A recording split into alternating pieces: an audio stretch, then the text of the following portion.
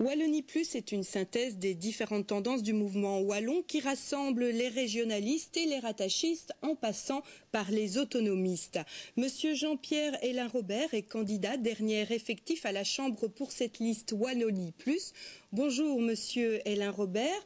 Tout d'abord, qu'est-ce que vise exactement votre liste Wallonie Plus? C'est l'indépendance, l'autonomie, le rattachement? Eh bien, ces mouvements wallons ne sont pas nés spontanément contre une autre région ou par un désir de nationalisme, non. Ça a plutôt été généré par une succession d'événements et tous ces événements culminent pour l'instant avec le désir de confédéralisme de la plupart des partis flamands. Ça veut dire qu'on ne peut pas s'abandonner ou laisser aller ou laisser faire et se retrouver pris au dépourvu au cas où on arriverait à un confédéralisme où il n'y a plus de sécurité sociale, où il n'y a plus de soins de santé, où les chômages ne sont plus gérés par le fédéral. On ne peut pas laisser aller jusqu'à la limite, jusqu'à la corde, sans rien prévoir et sans prendre des mesures. En fait, vous voulez vraiment prévoir le pire, mais sans véritablement le rechercher, alors? Nous ne recherchons pas l'affrontement, la séparation ou quoi que ce soit, mais c'est comme dans un couple, quand quelqu'un veut partir, on ne peut pas le retenir et il faut prendre des mesures pour envisager l'avenir. En quelques mots, quelle est la différence exacte avec le parti du Rassemblement Wallonie-France? C'est-à-dire que le Rassemblement Wallonie-France se confine au niveau de ses candidats à des rattachistes. Et pour eux, hors le rattachisme, il n'y a point de salut. Donc l'idée qu'on puisse arriver à un accord avec plus de régions ou un accord avec une autonomie, ils n'en veulent pas. Donc c'est un petit peu restrictif et beaucoup moins souple que notre liste qui accepte beaucoup plus de monde. Dans le cas d'une autonomie de la Wallonie, quel avenir voyez-vous alors pour Bruxelles?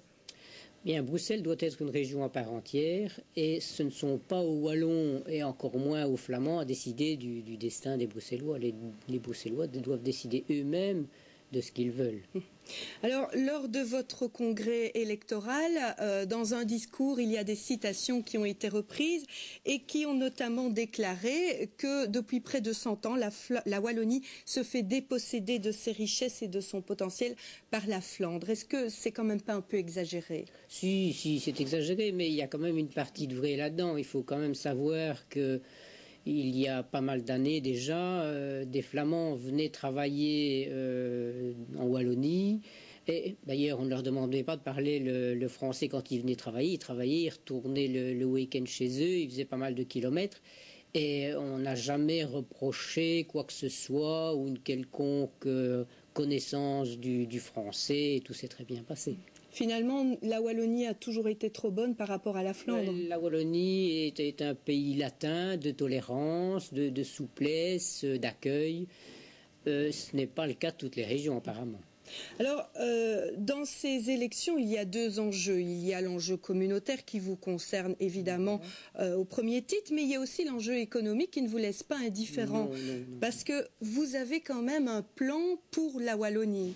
Voilà, c'est-à-dire que si on doit séparer tout ce qui est soins de santé et allocation de chômage, il faut absolument augmenter le taux d'emploi en Wallonie, parce que sinon on n'en sortira pas. Donc augmenter le taux d'emploi en Wallonie, c'est tout à fait le contraire des plans d'austérité qu'on risque de nous préparer d'ici quelques mois, avec des nouvelles taxes, un nouveau plan global, des blocages de salaire. Non, ce qu'il faut faire, c'est relancer l'économie par la consommation, avec la résorption du chômage par une baisse des charges sociales, concentrer sur les bas salaires, ne pas donner des réductions de charges sociales ou de taxes comme ça à l'emporte-pièce.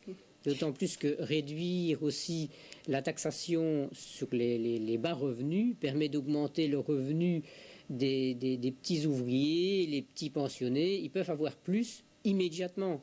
Et en plus, ça relance la consommation. Et tout ça est positif pour l'économie. Alors, un dernier mot rapidement. Vous prenez le système républicain. Vous n'avez pas peur que ça fasse fuir de nombreux Belges qui sont encore monarchistes?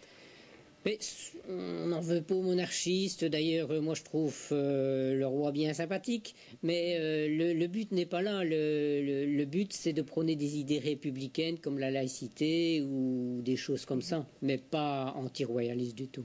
Eh bien, merci beaucoup, Monsieur Hélin Robert, d'être venu nous présenter votre liste. Et on rappelle donc que vous êtes dernier effectif à la Chambre. Je vous remercie de votre attention. Au revoir. Au revoir.